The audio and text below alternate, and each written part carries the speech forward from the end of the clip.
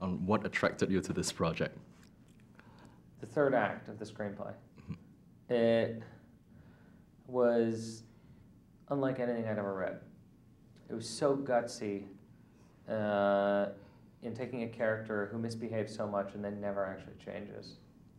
Which makes this really interesting because Mavis Gary, the main character, played by Charlize Theron, she is essentially not a very likable character.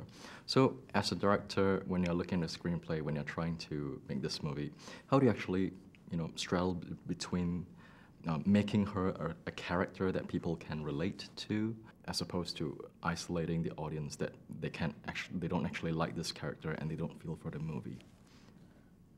I think part of it is just having a sense of humor about it.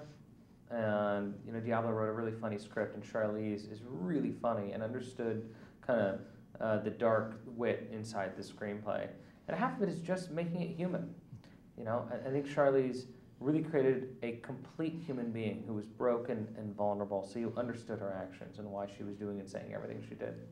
Can you share with us a little bit of that process of creating this character with Charlize Theron? And not really, because it's not about that. It's not about the creation of a character as much as understanding who she is and why she says things. And Charlize has a way of being so in the moment and changing her nature enough that you realize that really all she wants to be is loved. And that is why she goes back to her hometown. That is why she goes after a guy who's married and has a kid. As long as you understand that, no matter how much you may disapprove of her behavior, at least it's coming from somewhere. Do you relate to any aspect of her character? Sure. I mean, there's plenty of aspects of my character that are embarrassing that I see in her, and I think that's partly why I make movies, as an apology, as an examination of my own flaws.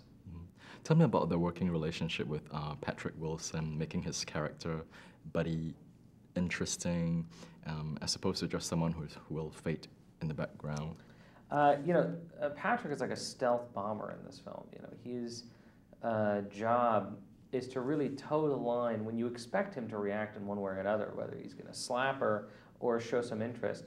And it's really kind of a piece of magic that he does, that he's able to kind of go from start to finish throughout the film and kind of hold our interest and stay in kind of concert with her without reacting strongly until the very end. And the working relationship with Diablo Cody, how did it start with this movie? Yeah, I mean, Diablo's like family at this point. She's a sister, and she just sends me stuff that she writes, so it's not like I'm developing it with her. She just, out of nowhere, will have a complete screenplay. So when I fell in love with this one, she and I worked on it for maybe like a couple weeks, and then I was off and running. In this movie, we look at Mavis, her character, as someone who basically dwelled a lot in the past.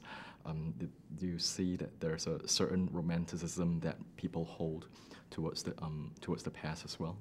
I find it interesting. I think most people, when they think of a time of everything making sense in their life, it always is in the future.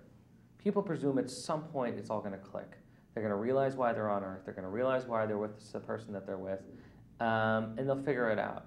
Here's a character who strangely looks at the age of 17 as the moment when everything was perfect. And that's how she's she's desperately trying to get back to that. Which is insane to me because, when I was 17, nothing in my life made sense. But for her, that's the target. There's also this aspect about her being someone who's never going to be happy in her life.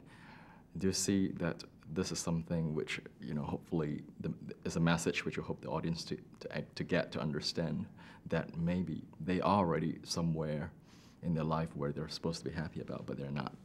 The movie's a character portrait.